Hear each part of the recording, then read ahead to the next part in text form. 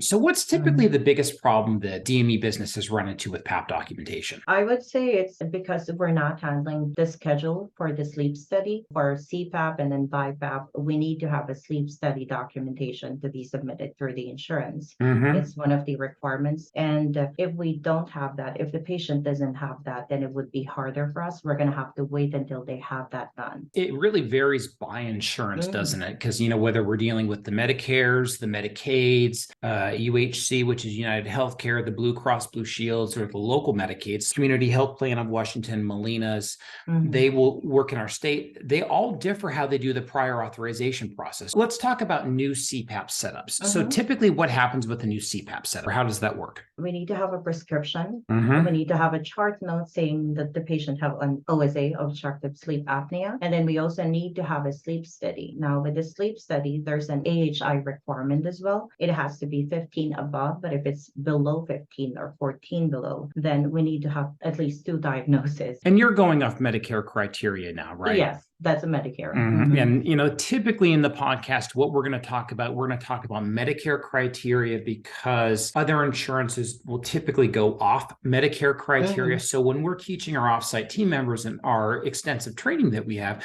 we're going off Medicare criteria. Now, there are a lot of other insurances that are slightly different. Some insurances are more lenient than Medicare. Is that right? Yes, that is correct. Give me an example of how they're more lenient. So when it comes to Medicare, it's black and white, I would say. This is what it is, A then B then C. This is what it, that is correct. But with the other insurance, just as long as you have this and we have the chart notes to support this, we should be good with that. And you really find this out in the prior authorization process when you submit the claims. Is that correct?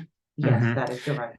And what I found is there's a lot of insurances, they would say the requirements are the same. So, we're not going to dispense a CPAP machine, even if you have a sleep study, but your AHI, let's say it's only 3 as an example. We're not going to dispense that because we know that doesn't meet the requirements. But some insurances are not going to exactly check that. They're just going to say, hey, do you have this? Yes. And this is where I'm aware of other companies out there. They would submit it because they know it's not going to get checked. Eventually, it does get checked by every single insurance in the audit process. And this is why our company, as an example, we wouldn't dispense a CPAP machine and bill insurance because in an audit, there's going to be a take back because we didn't match everything. But what our offsite team does is what you and our team are doing, you're making sure we have all that in place. So when we set up, Mrs. Smith for her CPAP machine, she knows it's going to be covered by the insurance. Correct.